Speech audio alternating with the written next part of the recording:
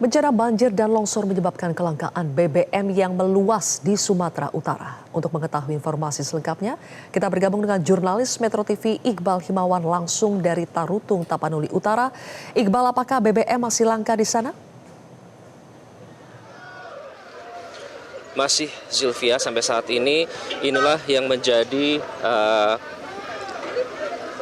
perpanjangan kehidupan dari warga Jerigen ini yang nantinya dibawa oleh warga yang ada di sini. Ada ratusan warga di belakang saya saat ini di SPBU di Tarutung di Tapanuli Utara, Sumatera Utara. Warga membawa Jerigen ini untuk diisi dengan bensin untuk kendaraan mereka. Nah, antrian ini sudah berlangsung sejak kemarin, sejak beberapa hari yang lalu, tapi ternyata pasokan BBM belum juga normal sampai sekarang. Kalau bisa kita lihat di sebelah sini, mungkin Anda bisa melihat antrian dari warga Tarutung yang ingin mengantri BBM ini masih terus mengular memanjang. Jadi ini mungkin tidak terlihat semuanya, tapi kalau kita lihat itu bahkan sampai ke belakang sana ratusan warga mengantri untuk mendapatkan BBM. Karena dampak dari kelangkaan BBM ini tentu saja banyak sekali ya dampaknya terhadap penanganan bencana. Dalam hal ini misalnya kalau berbicara soal BBM, ada beberapa yang terpengaruh antara lain menghambat truk-truk distribusi yang membawa bantuan ke daerah-daerah, terutama daerah terpencil.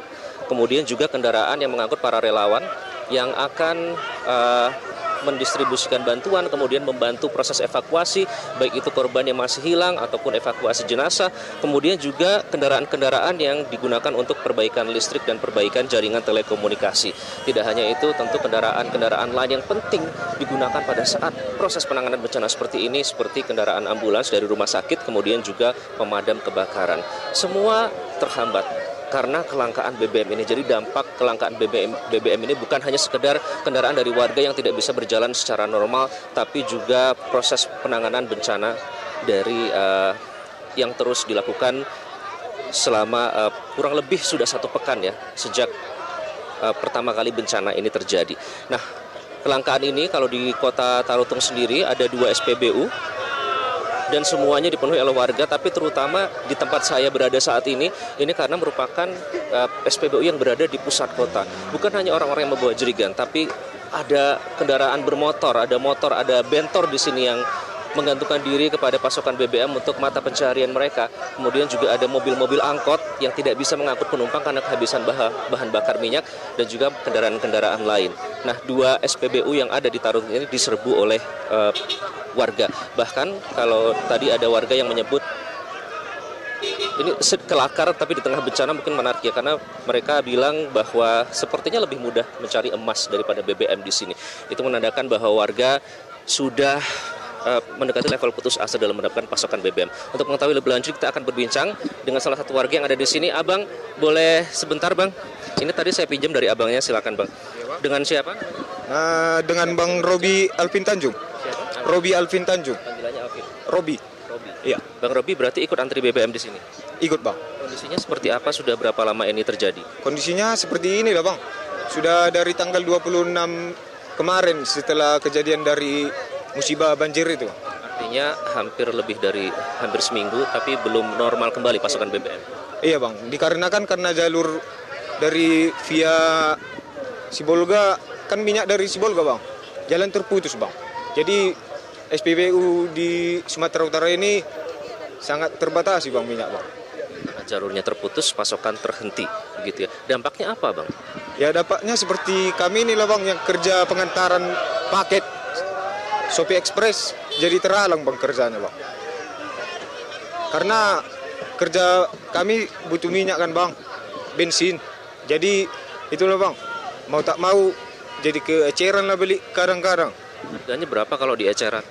Ya seperti yang ada di sini, eceran dia 1 liternya hampir mengenai angka 20.000, Bang. Normalnya? Kalau normalnya seperti Pertalite dia 12.000. Kalau Pertamax dia di eceran 15.000 normalnya. Sekarangnya 20.000. Ya mau tidak mau ya harus dibeli karena kebutuhan kerja, Bang. Eceran 20.000, tapi katanya di eceran pun sudah langka sekarang. Iya, sudah sangat langka, Bang. Sementara yang di sini pun antri panjang juga. Bahkan antrinya pun dari jam Sekarang mau sampai malam baru dapat, Bang. Nah, paling lama abang antri berapa lama buat dapat bensin? Seperti semalam lah, Bang. Dari jam 4 sore antri belum ada dapat. Inilah mau mencoba lagi, mana tahu dapat. Dari jam 4 sore kemarin belum dapat sampai sekarang. Belum ada, Bang. Terima kasih Bang, semoga berhasil ya kali ini. Kita sudah melihat sepertinya truk pasokan-pasokan ini sudah mulai masuk dan warga sudah mulai bisa mendapatkan. Meskipun secara sekilas sistem antriannya agak kurang teratur di sini Bang ya. Kurang kondusif sepertinya, Bang. Karena banyak masyarakat yang belum kebagian minyak bensin, jadi bagaimanapun mereka mendesak-desak, Bang, biar dapat. Baik. Terima kasih Bang, silakan kembali mengantri. Nah, kita akan kembali bertanya lagi ya dengan warga yang ada di sini.